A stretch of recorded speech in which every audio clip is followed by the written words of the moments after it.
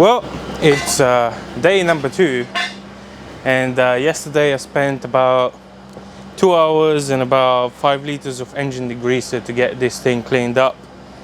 Overnight I soaked it up with WD-40 so nothing rusts in the balls and stuff like that, and I haven't drained the oil, so if there's any water and any condensation, milk, antifreeze, whatever you want to call it, it's going to be inside the sump right now, underneath the oil. Usually that's how physics work. I don't know, or it's on top of the oil, I'm not sure. So let's drain the oil, remove the sump, the front timing cover, maybe the engine mounts as well, clean up the block and paint it, then clean up the covers and the sump and whatnot, give that a quick spray as well, install our new gaskets, and start assembling everything and putting it back into the car, because yeah, nobody else will do it for me, so let's go. Alright, I've got 2 jugs of 5 liter. That should be enough to drain the oil on this thing, hopefully.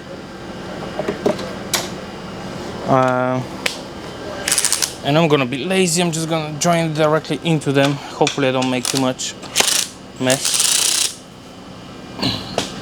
Should be fine anyway.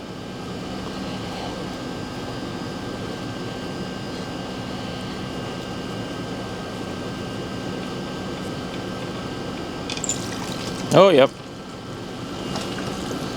Okay, so water is on the bottom and oil is at the top. We're gonna drain this quickly so we don't have any oil inside the sump, and then we're gonna pull the sump out, have a look, clean it up, make it fresh. This thing is gonna look sweet once I'm done. Alright, so let's drop the sump down so we can start our job of re-gasketing everything. Good thing is everything is 10 mil right now.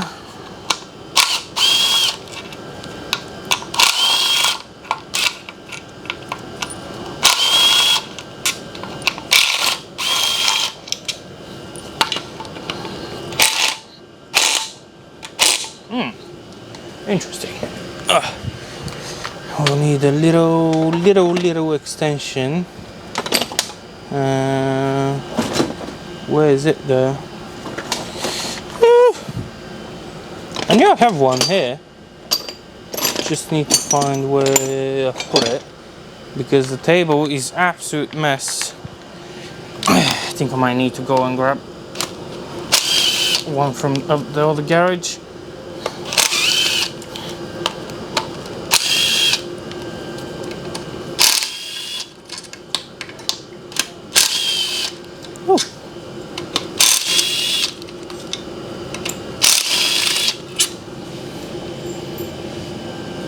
Right, that side is just these 3, but not budging.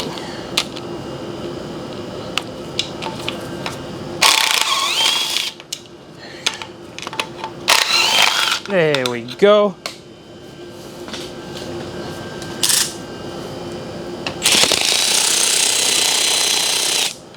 Little crowbar, pry it up. Where was it? On this side.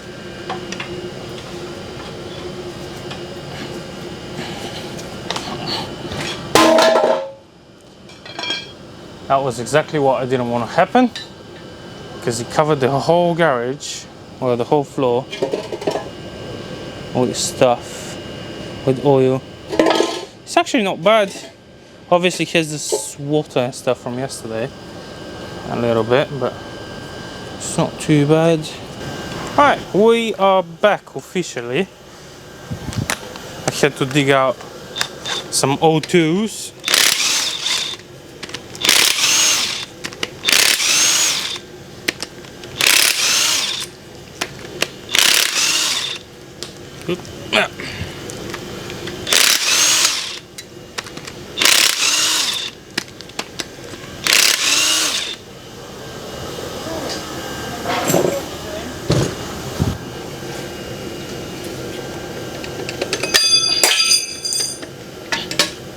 Okay, ring gear is off, and now we can get to the rear main.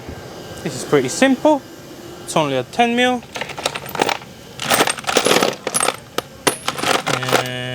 If I can find the 10mm in here, that would be nice. I need to make a way to order all these back up. Oh, there you go. That's a 10mm. And it's a 10mm I can use on the impact gun. So it's nice and quick.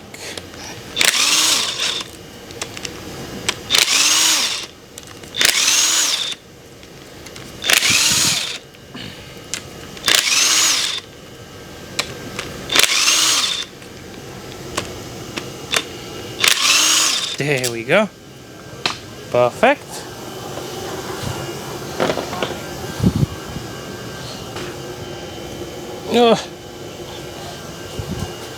I need a little bit of a help from a trusty old friend.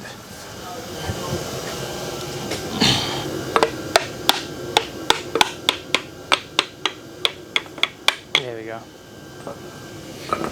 You see? That was, whoop,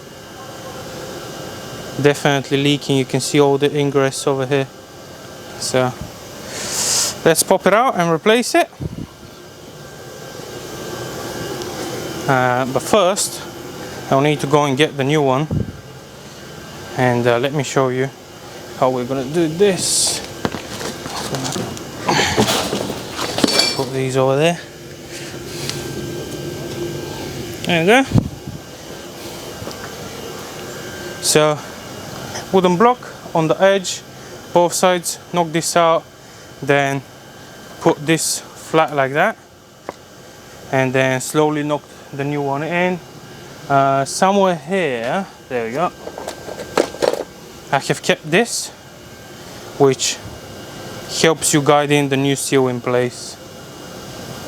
You put the seal on this, and that goes over the crank over there, and you kind of slowly knock it in. I'm gonna install the carrier to the crank, or maybe I can just keep that in there, and when the crank pushes it out, it will kind of, you know, work the seal open and then close it once the tool falls out of there. But yeah, just like that, the crank pushes on it from the inside, and then this is tapered, so it will slowly open up the seal and then pop out once it's gone through. We do have a small problem there. That's the front crankshaft seal, and that's the front crankshaft seal. See? There's no rear one. So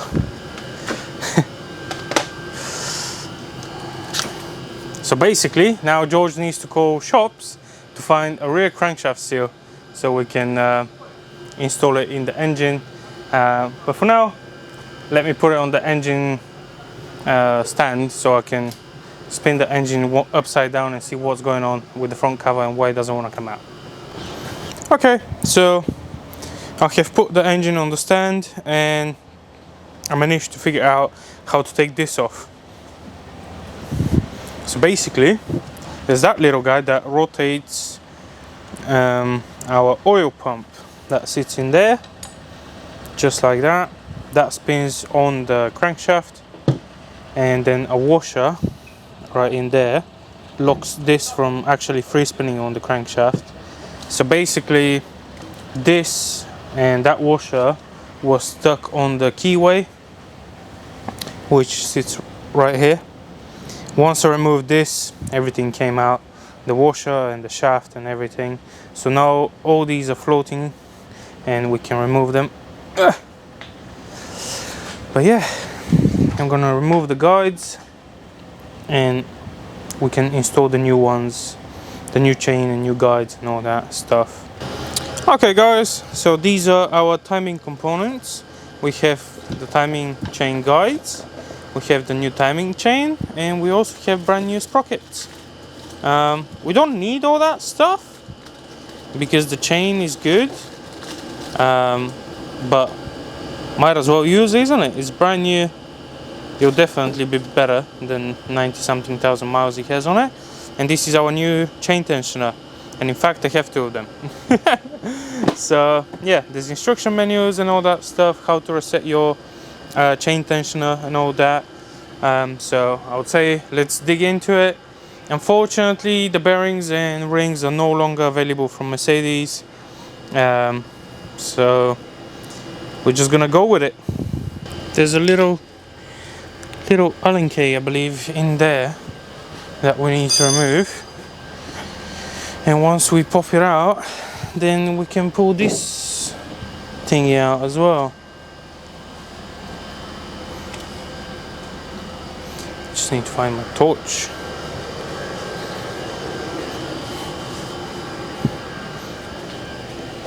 It's right in there.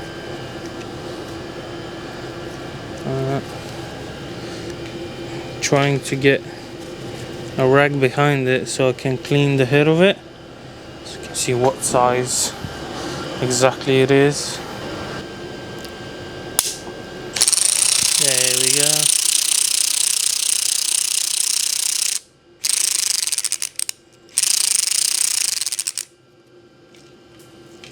That's it. So there's a keeper right behind it. See that? That keeps that gear from popping out of there. That's for the dizzy. We can put the new one. You can see it's directional. This goes on the inner side, and also there's a notch. That notch lines up. There's a small like key on the actual crank. There you go. Once it goes in there, it's in for good. Can throw that in the bin. We're not gonna need it anymore.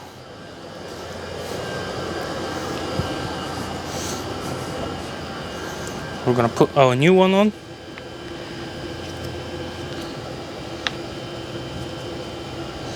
I think it was like that.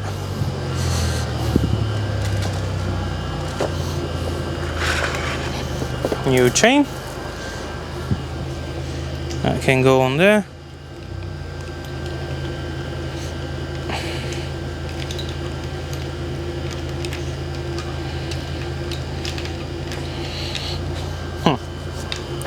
That's a bit tight.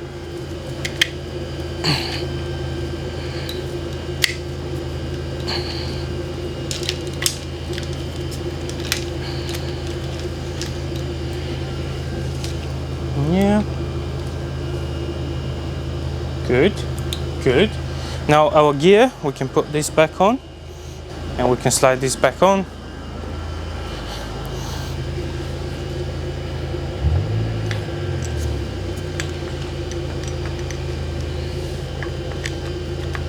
There we go. Now our gear is in place, and now we can put our locking tab in place.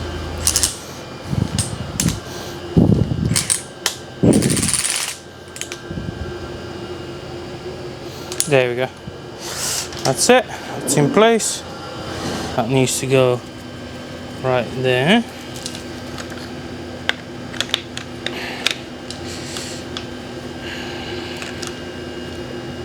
Just like that. And with that, our timing assembly is kind of done.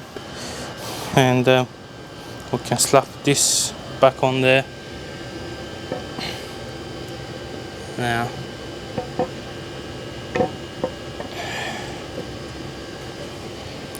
we have to be very careful with the chain. We don't want our chain to be like not on the teeth, because if that's the case, then it's going to be short, and we're going to have to pull out everything out again, just to make sure our chain is in place.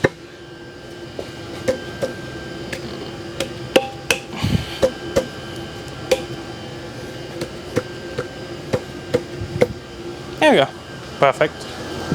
Okay, so I've cleaned up the sump pretty nicely, so it is time for silicone.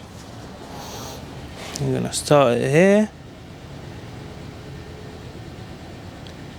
There we go.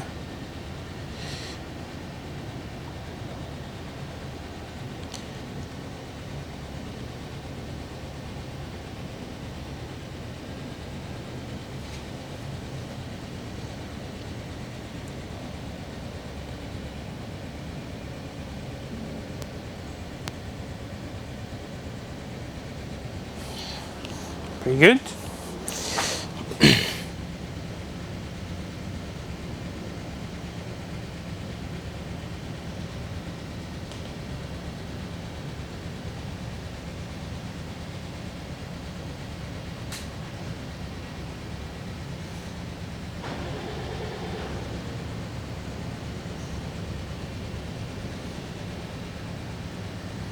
There we go. That's it. Can slap the sump on.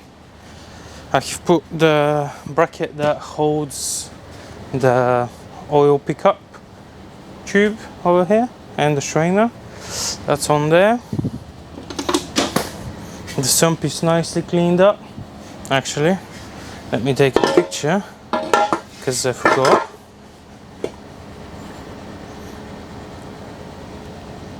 There we go.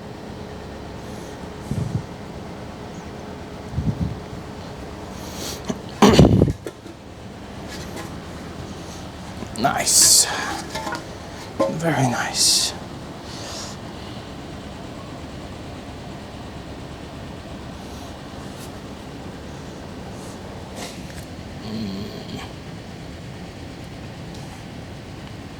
I like to kind of wiggle the sump a little bit once I put it on, so kind of it gets silicone all around the edges that it needs. Okay guys, I've cleaned up the mating surface of the block. There is some pitting and corrosion and stuff like that, but it's a pretty thick gasket, so I'm hoping it's gonna be fine.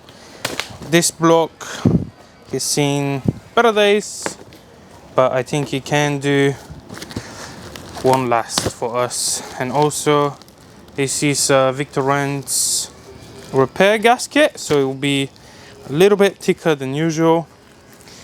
So let's go ahead and put the gasket on place. It's 1.75 millimeters thick. Don't know how much it's supposed to be from factory, but that's what we're having right now. Fits pretty well, as you would expect.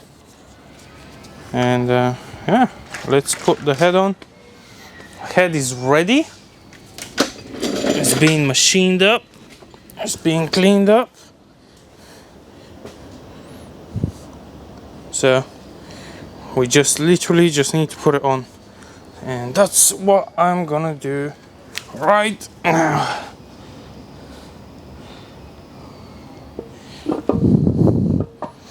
Boom, boom.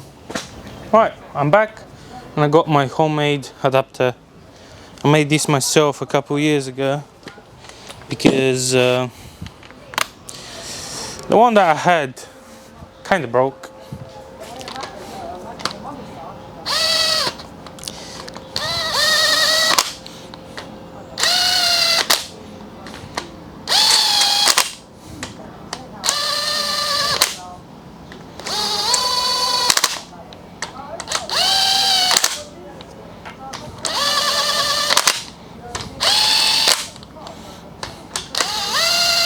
Now, just to clarify, I'm not actually tightening anything with this. I'm just bringing the bolts all the way close to the bottom. And right, torque settings. I have a snap-on little torque wrench. Now, it's very important every year or 2 years, something like that. You had it in the book over there. You go and send your torque wrenches for calibration, because you know it's a spring after all inside there, so it can go a little bit loose. I've got calibrated this year. It cost me about 50 or 80 pounds, something like that.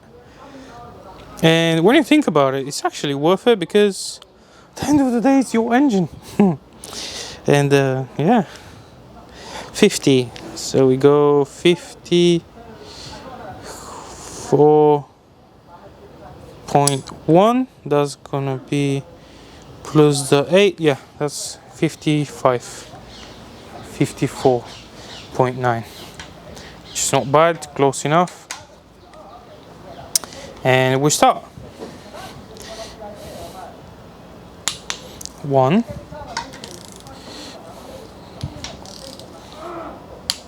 2, and then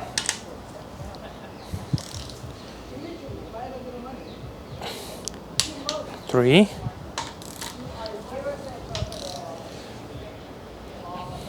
4,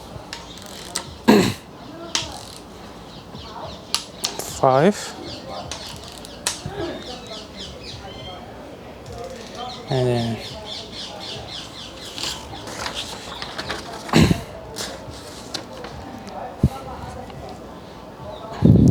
6,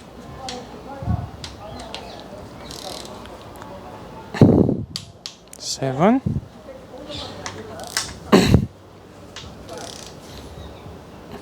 8, 9,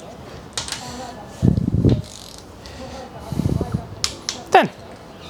And don't do that double clicking business. You don't need to do that. Once it clicks, it's fine. Right, that's on time. That's on time. Right, we're good to go. We're good to slap these on. Oh, oh. Don't rush it now. Put some assembly lube.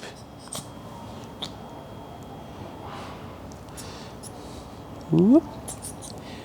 Whoop. Whoop. There we go. Assembly lube done. And we start with the rear ones first.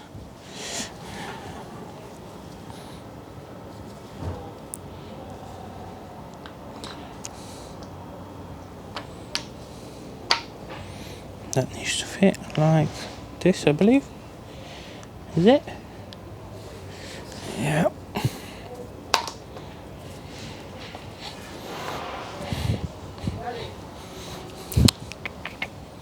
Yes.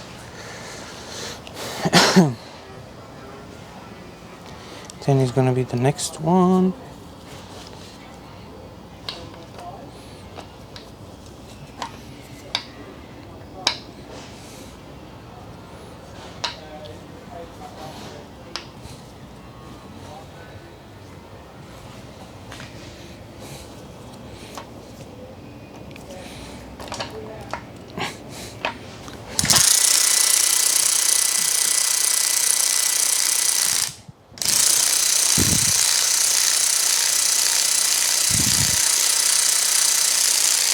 There we go, all tight.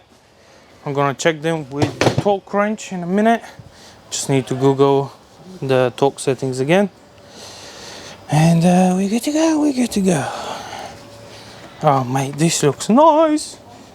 So a very quick one, because there's a car idling on the other side of the tent and it's very noisy. So this is your chain tensioner. It's a couple multiple pieces. You can see there's a part that you have on the inside. So what you do with this, if it's not like that, if it's not like right on the edge, you push it in all the way through, and you're gonna see there's a snap ring right at the back. So you get your body, you press this with your pinky or something like that, just like that. You press it till you feel the first click. Once the first click is in place, you can put it in here. Use your big boy Allen key and tighten this up,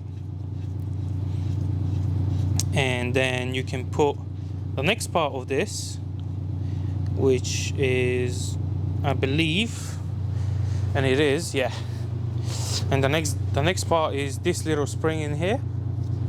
You push that inside, and then you have alloy crush washer and you tighten the big nut that sits on the side of the block. And that's it. Your engine is timed, pretty much. So I have tightened the cam, I have tightened the last 90 degrees of the head. We're ready to put the rocker cover on, mask up all the ports of the engine and start wire brushing. Fun part. No.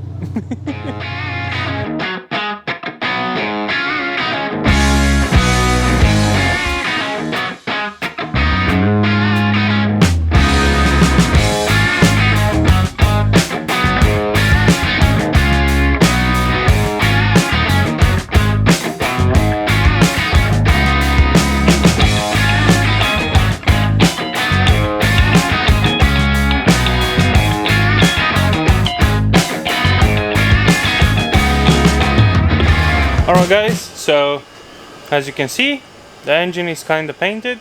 Tomorrow I'm going to do the black, but you're going to see the finished result, the engine painted with the carbs, on the next episode.